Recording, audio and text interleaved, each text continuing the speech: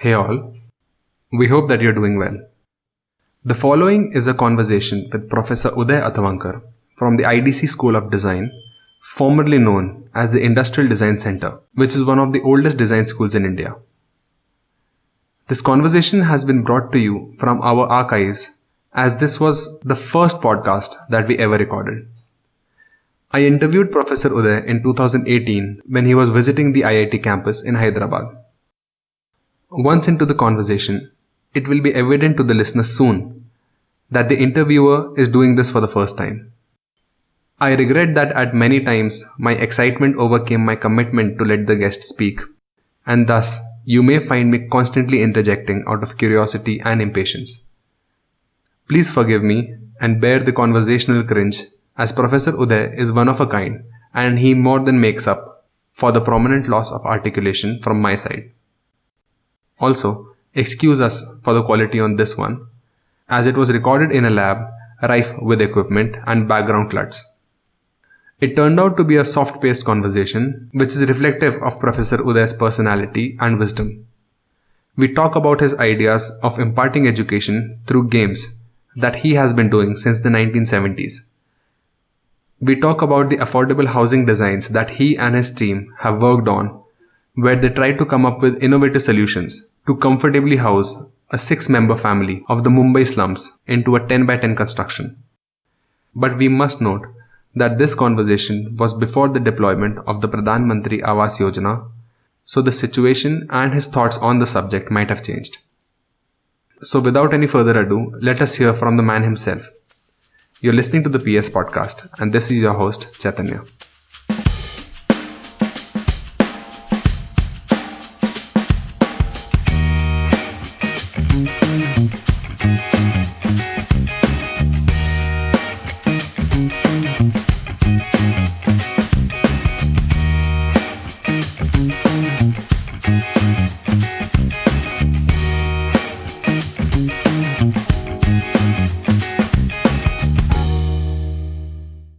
So, sir, how has your experience been at IDC?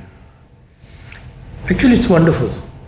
I am very happy with all the phases of IDC, the way it developed, the way it is now, the new directions that it is taking. It's really wonderful. We started modestly initially, but in the last about 10-15 years, things have changed quite a lot. We added a number of new disciplines. We also made sure that students have access to the new technologies, and we also added new areas of interest and new research areas. Okay. Because now the PhD is also there, so right. Newer areas have come into picture. So all said and done, it is an interesting journey. We are starting with simple ideas of design and working for villages to doing something extremely sophisticated now. Right. So you've been with IDC since the first day? Day one. Day one. And at that time, how old was NID? I think about 10 years or 11 years. 10 years. So did you borrow anything or any ideology or anything from there, or did you start with a completely clean slate? Actually, we didn't borrow specifically from NID, Yes. but NID's own program was developed with Kumar and Nadkarni, and it was based on what Ulm was doing. Okay. So Ulm School was the real source from which we borrowed, and that's how we started. But very soon we realized that Western ideas don't seem. So we started working more on Indian situations and trying to see how we can reframe design issues from an Indian point of view. So I call it as an India-centric design approach. That has made some difference. So the solutions coming up there are implementable? They are implementable, but also focus has always been on in the country, how you can handle those issues. And that time the globalization wasn't a thing to talk about. You're talking about 70s right now? 70s, yeah. Okay. So in 70s, local issues were important, and 70s was a time when there was a lot of discussion on the whole idea of development, Okay. social justice, and how one should reach different segments of population. Okay. And we were quite carried on. There's the whole issue of appropriate technology that came in at the same time. So we were quite influenced by the fact that we should work. When you say work for masses, the masses in India actually were not touched by design at all. So we started looking for alternatives. If you somehow see our early work, even the earliest game that I did was for villages. Okay. So What was the name of the game? Do you remember? it's called as Rural Development Game, Okay. and it was actually to teach farmers good agricultural practices. Okay. That was the focus of that. So it revolved around agricultural practices. So I watched a video of you talking about the evolution of design in India. You talked about design in India throughout the 60s, 70s, 80s to the current era. So how have you seen the transition happen? Actually, in that talk, I'm not sure which talk you're referring to, but I've also written on The story of design in India. I've always seen that political thinking has influenced design. So 60s were more of self-reliance, 70s were also self-reliance, but issues shifted to poverty and how we can reach poor people. 80s was a transition period when the new Prime Minister took over, Rajiv Gandhi. And his first statement as a Prime Minister was that I want to take the country to the next 21st century. Yeah? And which was right, because he realized that technology can do many things which would not be possible under the previous Governance. focus. And that, I mean, his advisors were also Sam Petroda and wanted technology to be part of it. And some of it was proven. For instance, the whole work that they did was CDOT. CDOT actually made a huge impact on. CDOT is where they started Indian telephone system, including the whole idea of these telephone booths that came in villages. Okay. You know, it suddenly opened up communication enormously. So you could see that, and the focus was to develop technology indigenously. So that self-reliance remained, but the focus of what you design shifted more towards technology. And this was typical in 80s and maybe even early 90s. Later, when the markets opened up, there was a huge difference, because suddenly most of the imported products were available to Indians, and some of these MNCs including bought Indian companies over and started marketing their products. Some of the companies tried to do something for India, but not really. I mean, they were basically interested in trading their own products. So it was. This is a time when designers had to look for new identity, because there was not enough work around. Each institution looked at it very differently. There were some people who were anti-globalization. Even I was anti-globalization for a while. Then I realized that it's not something which you can control, so you go with the flow of that. And so I realized that it's much better to work with some of these global companies and try to see how you can localize their products. So it has been a journey that has been influenced by what was happened as a part of political. Has it been too fast to handle? Not really. In fact, current changes are going to be even faster and are not necessarily dealing with political thinking at all. For instance, artificial intelligence and machine learning is going to take over very quickly. Okay. And once that happens, things are not going to be the same. Are we prepared for it at all? Not a bit. Not a bit. Not a bit. In fact, I've been working on it internally myself, and I want to write now on that. Okay. Is to how to survive in an environment where machine learning and AI becomes dominant. See, design has taken over from craft in other countries, and sort of it was because of industrialization and that's why it's called the industrial age, that modern design started coming into picture, which was built on functionalism, minimalism and all that, and Bauhaus played an important role, actually a pioneering role in what design could be. That has now changed to the digital age. The technology changed, and suddenly you have now digital age coming in, and the leadership which design had during industrial age is completely lost. Okay. For instance, you can't now list an eminent designer at all. Correct. But you can list an eminent digital expert, Yes. a technocrat. Yes.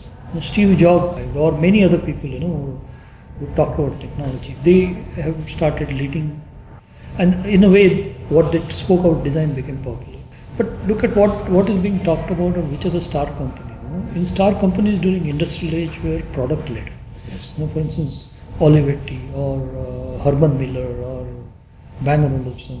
Not that they didn't have, they were very good at technology, but they were led by products because that was an artifact age. So leading by product was important. Now look at the big companies, star companies now. It's going to be Amazon, it's going to be Apple, it's going to be Uber. Tesla, Uber, then Facebook. All of them are employing designers, but they have not grown out of product culture. They were bought product companies, and that is why they are creating a mess. Look at what is happening with companies like Amazon or companies like lots of software companies are Yes. getting into design. They are bought design companies. Yes. I don't know whether you've seen the current speakers that have come in the market.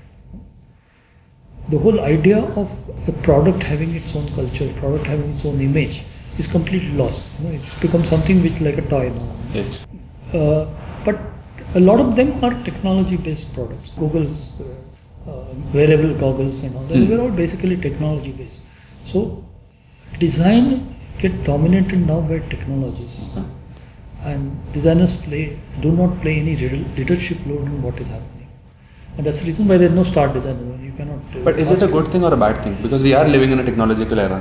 True, but even if you're living in a technology, finally it's the people who matter, right? True. And technologists are not trained to deal with people. They develop things in lab. Lab is in isolation, Yes. right? Once you develop in isolation, you cannot make something which is sensitive to people's needs. Yes. So design will play an important role in this. But we don't have star designers who can go and tell them saying what you're doing is not correct. What people need is very different than what you're doing. So whatever that comes as technology gets sort of absorbed somehow or the other, people get adjusted to it. Should a villager use a smartphone which is same and with the same features that people in the city use? Or do they need something which is more close to their culture and the way of operating? So that is not what is thought of. What is really done is, okay, this is a product, this is a global product, you buy it. That is quite dangerous. One size fits all kind of a thing. One size fits, one shoe fits everybody. That's the kind of thing that is happening. So you mentioned about barefoot designers in the 60s, Yeah. where somebody would be with the masses at the basic ground level, the ones who used to be in the field bringing in tangible ideas for innovation. Would bringing them back in a new or an innovative way help the design field? Or Yes, you need digital barefoot. digital barefoot designers? That is what is required to make sure that this technology becomes part of a life of the poor people. Right? Mobile phone, through several iterations and learning, they have acquired something, but they still have difficulty. A lot of people are doing very little with what mobile phone can do. Now there are two ways you can train people. The way you remember those training things that came to teach you Microsoft Word and Microsoft Excel sheets and things like that in Like kids? 15 years ago, Okay. 20 years ago. Like that, you probably need something on how to use Microsoft. That's one way of doing it. So if product is not part of that culture, then you need training. Otherwise, you study the culture and redesign that product so that it goes within the culture and gets accepted. Organically with the culture. Yeah. So that is not what is happening. So do you think design education in India is headed in the right direction? The design students graduating these days are actually thinking, like, if we leave out NID and IDC, do you think that there is other institutes where design education is actually imparting knowledge that can reshape India through design? My answer is yes and no. Yes, because in a way institutes are struggling to do that. No, But that is not part of the aspirations of students at all. it's not. Of course, it's not. Yeah. So sometimes it feels that you're being forcing them to sort of look at India as a market and things like that and innovate. That's one area.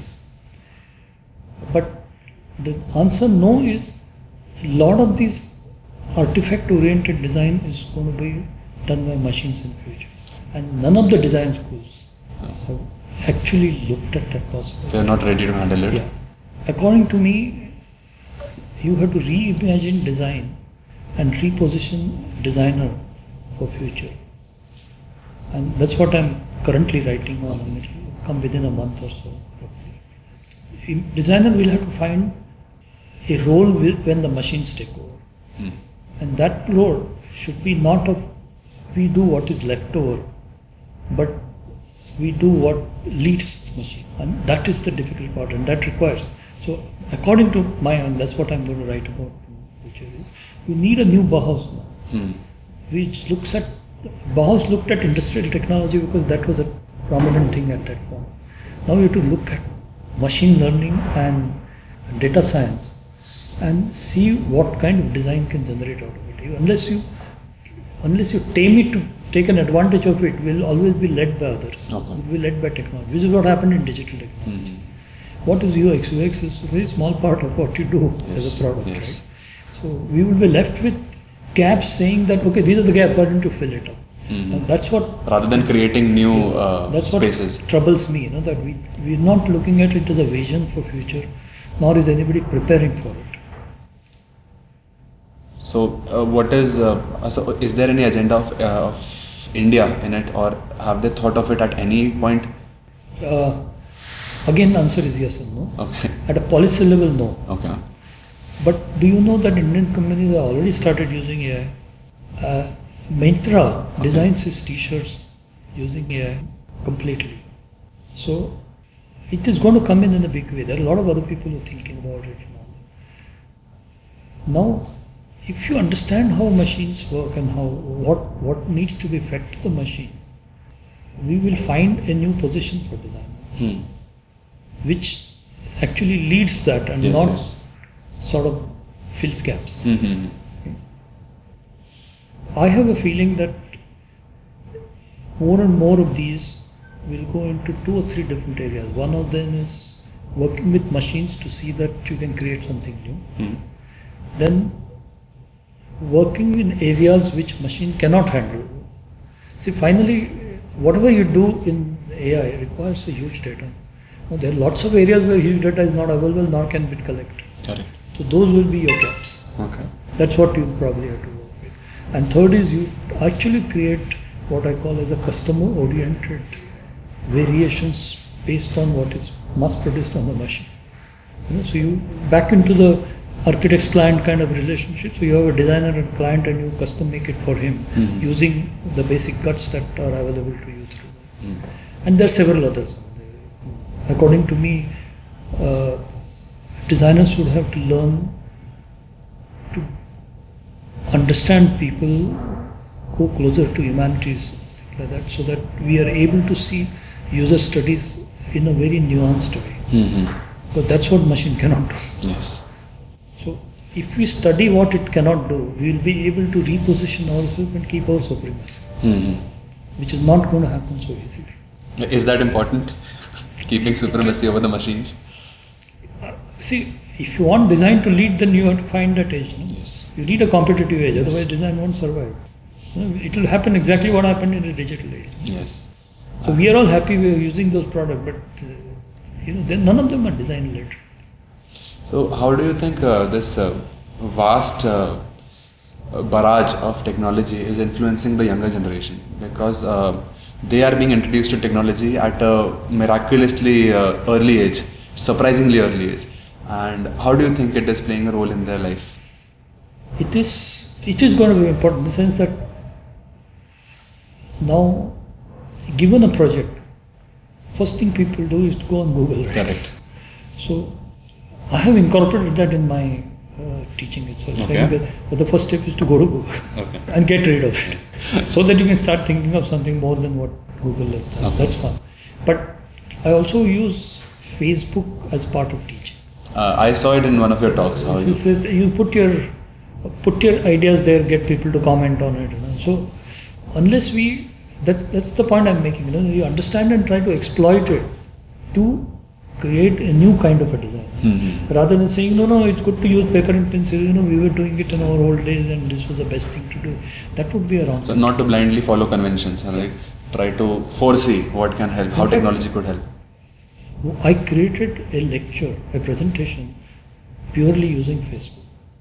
I sent a Facebook notification saying, please send me 3 words that deal with design and matter to you. Wow.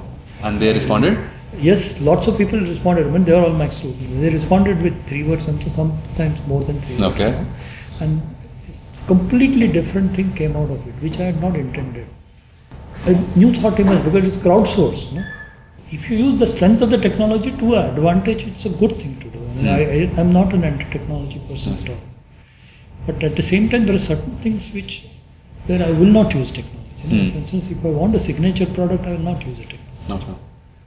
That's where me and my head matters. Yeah. But what I wanted to ask was that do you think a complete like an open key should be given to the young generation regarding technology? Like if they have a phone, they have the access to complete internet. So in that early age, is it a that's a general question. It's not a design question. It is not a design question. I'm asking you generally. There are quite a few issues involved in that. One of the issues is, of course, what they see may not be controllable. Correct.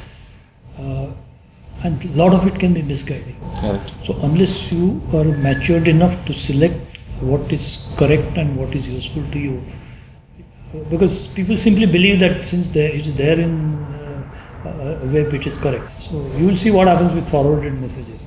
A lot of things are fake also. So unless that judgment is there, you would always have this kind of problem. But that's true with all. Any tool that is given. Yeah, any tool that is given. Finally, you have to be a little more discerning.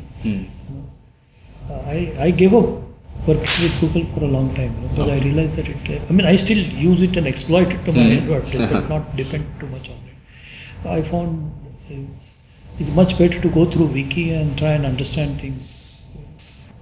So, Professor, I got to know that you are very involved in making games and like how did you end up in the process of innovating and designing games? Okay, that goes back into the 70s also. First game was design. See, designers are fascinated with children. Yeah. They're also fascinated with the idea of education. In fact, there are very few professions where the discussions happen on how to educate. For engineering, I have never seen how to educate people and think such discussions. But design it, of course. Design does it. So I was quite fascinated with the fact that can you make education playful, which is something which almost is a desirable goal. So I looked at game as a possibility at that point. So can I use game for education purposes? And that's how my first game came, that rural development game. Okay. Since then I've been using games in education even when I'm teaching. There's some little games that I keep playing with her, but that is mainly to prevent students from going to sleep. Yeah. But they're continuously there. Again, how to educate? So you're using different tricks. Yeah. So I do that. But serious efforts in gaming started with the UNIDO project, which wanted us to work with 6 small, what they call as SMEs, small scale sector industries. Which they were in toys and basically they were in toys and games. And they said that if you can, through design, if you can create better market for them and all that, that's how it started. So that time we realized that most of these companies were worried about China because China could sell toys much cheaper in Indian market than any of these guys. And on bigger scales. Yeah, bigger scales. And another thing that we noticed is that their products were so cheap that if you want to do something equivalent, even the material cost will be higher than the selling cost. So we thought about it and we said that instead of toys, why not we design games? So first you were asked to make toys or something for children, And then you organically shifted to. So that was done as a conscious strategy Okay. because China was not known for games. Huh. Yeah, that time, All right. early 2000 something. So that's how we shifted to game. Now, it's not that we knew how to design games. Okay. And we had done our efforts, and there were some games which were there, but that really doesn't prove anything. If you want to consistently produce games, then you must know how they work and what is the theory behind it. True. But this became an effort to kind of try and understand what makes game a game and how to design a game. But that was through practice. So we developed few games which were put in the market. The one that you said, Tangram. Yes. Was also Discover India and the others. So this is the starting point. Okay. After that is over, I was feeling a little restless, saying, now what do we do? So there was an opportunity to create a new elective. So I opted to create an elective on game design. All right. And it so happened that in the first elective itself, it was a group project. 6 games were designed and all of them were bought by Fun School. All of them are bought by Fun School. Yeah, and they marketed it also. And that was a college activity. Yeah, that was a college activity, 15 days. Wow. Flat. You design a game in February, including artwork, instructions, everything, testing. Okay. Everything was done in 15 days. It was a day and night work.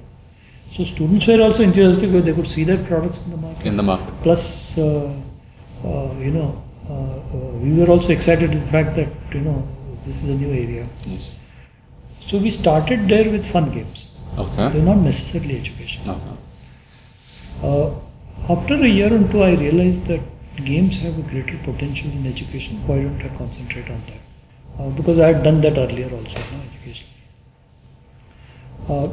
So that is how I shifted attention onto the educational game, and I found that no manufacturer is interested.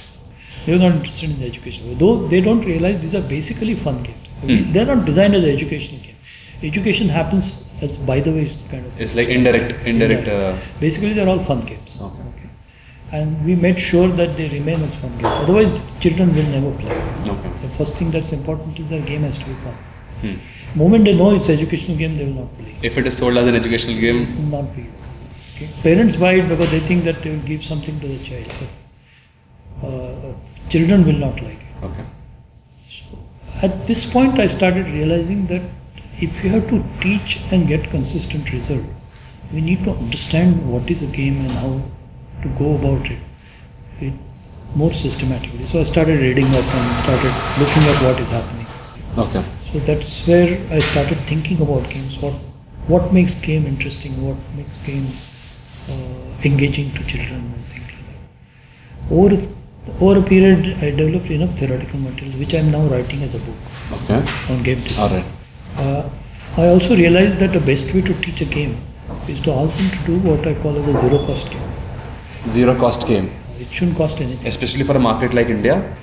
Yeah, I had that idea that you can do a zero-cost game so that education doesn't require any money. Okay, that was it. But I realized that the advantage is that if you know how to do a zero-cost game, you know the principles and the mechanics of game much better. All right.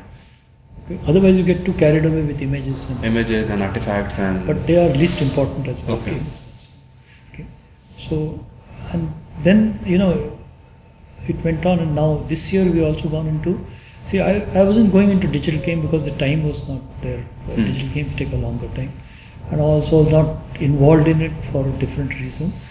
That I felt that digital game isolates players, individuals. And wherever I talked of game design, parents have come and said, "How do I get my child away from digital games that he's interested in?" They are exciting. I'm not saying no, but they isolate people. So we thought that we would try to reverse this and create that as an opportunity. Can you play a digital game as if it's a board game? That means people are co-located, children are co-located in the same place and they play that game, and it's education. So it could be digital and social and educational at once. And we did that this year. Oh. We did games which meet all these requirements. Of course, the next step would be to create tangible interfaces for that, but that's a longer period.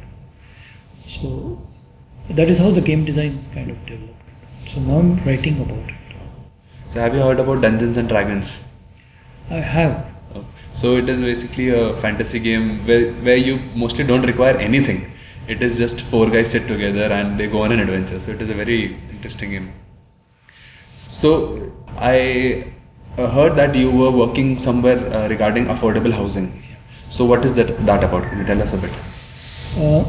You know that my background is architecture. I Okay. also worked as an architect before I joined. Before IDC? I also love architecture. I'm Oh. still in love with architecture. So there was this opportunity of doing something. Associated Cement Company, ACC. Okay. They were to fund something. So I said, why not we go back to my early areas where I'd done also affordable housing in 66, 67 and things like that. So we thought we'll revisit it and see what can be done in affordable. Because things have changed. There is this problem of slums now, which is a very severe problem in Bombay. And there's also a problem of affordable housing being given free to people. Okay. Which is not a repeatable model. Okay. It creates an enormous havoc as far as city planning is concerned. So we were looking at affordable housing not as an architectural design, not as a technology design, but as a system that has a business model associated with it, so that it is possible to create affordable houses where people own it over a period, and we created interesting opportunities for them to earn money and own their house in 15 years. Okay. So they start with a small house but go on expanding. But it is incremental in a tall building, which is the major breakthrough that we have. Okay. See, incremental buildings are always on ground, so you go on adding. Correct. How do you do that in a taller building? So we figured a solution out for that. Okay. Then we also did a project which was based on a slightly creative and a very disruptive kind of thinking as to, can a family of 4 plus 2, that means husband, wife, 2 children and occasionally visiting parent, stay in a cube of 10 by 10 by 12 and a half. 10 by 10 by 12 and a half. 12, and that's because FSI permits only that much. All right. After that it gets counted as additional FSI. That turned out to be quite interesting. It started with saying that it's impossible, but student made it possible. Design came in. Design came in. It's quite nice. So, and it's also possible to subcontract spaces, all kinds of. We studied slums for quite some time. So this is an area that I thought was exciting, and then we created business models for that. Unfortunately, government or any of these private builders are not interested. Why would you say? The reason is they are interested in larger projects. This working for poor is too much problem on their margins and things like that. Government should have been interested, but it never got, because they are interested in builders building for poor rather than they themselves. Building. See, world over, government has put money into affordable housing themselves. In India, it doesn't put that money. It expects that it is built and given free to people. So you trade FSI for. Okay. So that's a big problem. So that's the reason why we couldn't take it further. But the plan is ready. The plans, very interesting plans. Okay. We also discovered a process which I am currently talking now. Okay. Is how to talk to people who are unwilling to talk. How to talk to people who are unwilling to talk. The problem there is very simple, that most some leaders don't want to talk to you. Okay. First is they think that it's a waste of time. Correct. And they get paid by hours, so why should they spend time with you? And secondly, their life doesn't change anyway. People come, collect data and go. Correct. So we had this interesting challenge of how to get them to talk. So we created a game-like situation in which they not only talk, but they stop talk. We had to stop them to talk. Oh, how did you do that? I just showed it yesterday. Okay. And they're currently doing it. All right. Not for affordable housing, but their own project. I realized that if you want to do something disruptive, then you need to ask disruptive questions. You need disruptive methods. You cannot have a mechanical approach to it.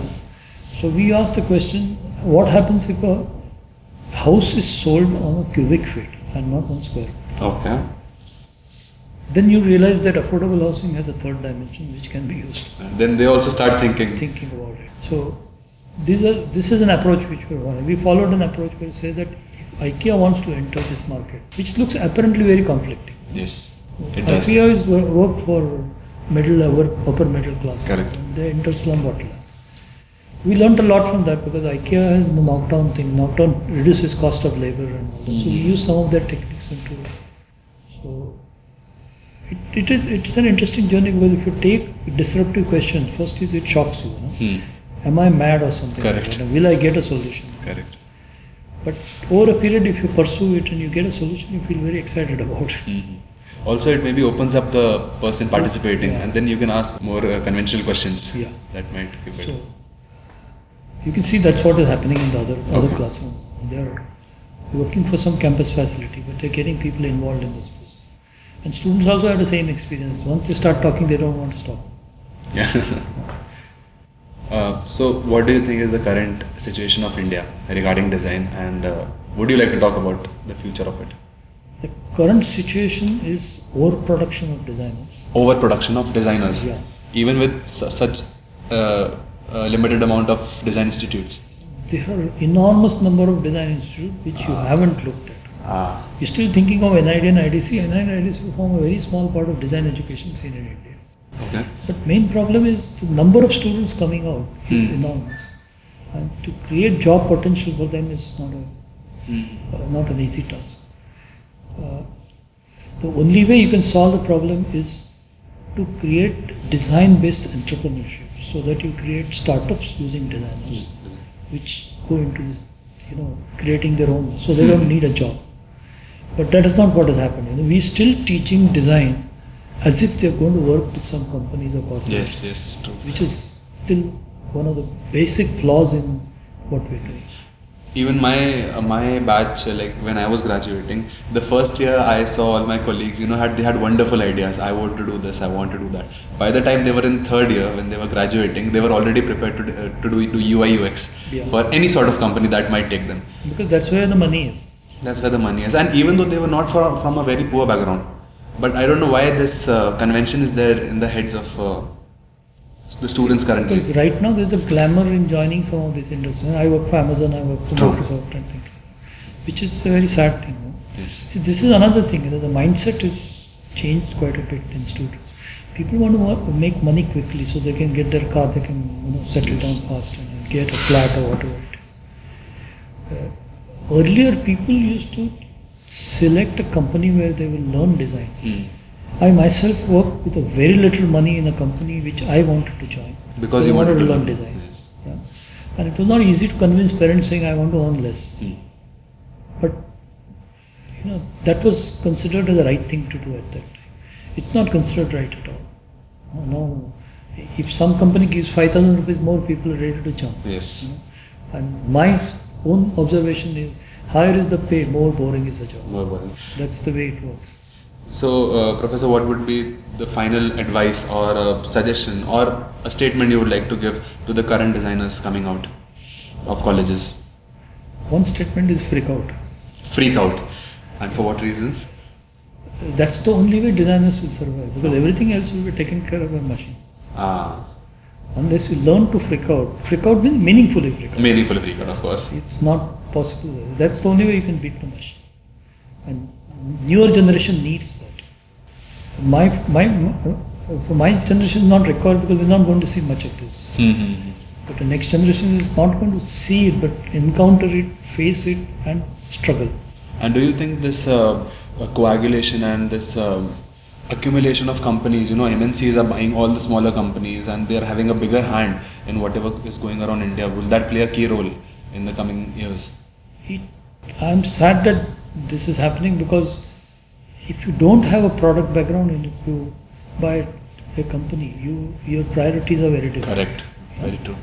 That's the reason why I brought about IBM or any of the other companies, earlier companies, Olivetti, Herman Miller. They were interested in being led by their products. Yes. They were interested in collecting the star designers. Why Charles Sims worked for Herman Miller is because Herman Miller was interested in it. So companies and designers grew together. It was not only about quarterly reports.